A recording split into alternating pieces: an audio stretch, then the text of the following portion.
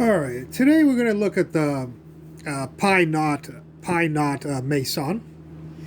Try to calculate its diameter if we assume a certain structure. The structure, it turns out a pi naught meson disintegrates into two photons, which implies that it's made up of two equal mass objects with opposite charge signs. So let's assume that pi naught meson with zero charge is made up of one electron, a positron, and an electron. Okay. The mass of an electron, the rest mass, is 0.5 MeV. Let's get started. But by the way, we're going to have these things orbit each other about a common center with a radius of r. Okay, so here's a positron, here's an electron, and they're going around in a circle. The mass of a pi naught meson is 135 MeV. If we take half of one, it'll be half of the mass of this, which is 67.5. Let's stick that in here, and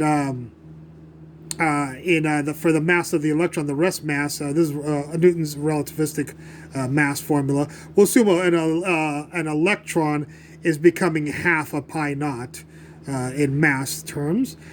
So here's the mass of the electron. I already told you the mass of electron is about 0.5 MeV. This guy right here is 67.5. We don't know the velocity that it would have to go in order for a 0.5 to be moving to be a 0.5 MeV object to have energy of 67.5. We'll solve for V here. We know C is 3 times 10 to the 8th about. Actually, we'll type in a very we'll need to type in a very accurate a value for C. And if we solve for V here with some software, we'll get this for the velocity of the electron to become half of the mass of the pi naught. Let's do the sum of the forces. Let's look at one of the objects and look at the sum of the forces equals the mass times the acceleration. We'll assume that force is totally dynamic or static. And so here's our electric force right here. The distance from here to here, of course, is 2r. So the force is going to have a 2r squared distance. Both charges are the same right here. And there's k naught 9 times 10 to the 9th. We'll see that later on. The mass of one of these objects, as we're looking at one of them for Newton's laws, we'll look at this guy, is half of the pi naught, which I've changed it over from MeV to kilograms right here. You can find the conversion for that. If you change MeV per c squared to kilograms, you'll get this. The acceleration, of course, is centripetal because it's moving in a circle. And so it'll be v squared over r. If you do a little bit of algebra, this 4r squared, this is r.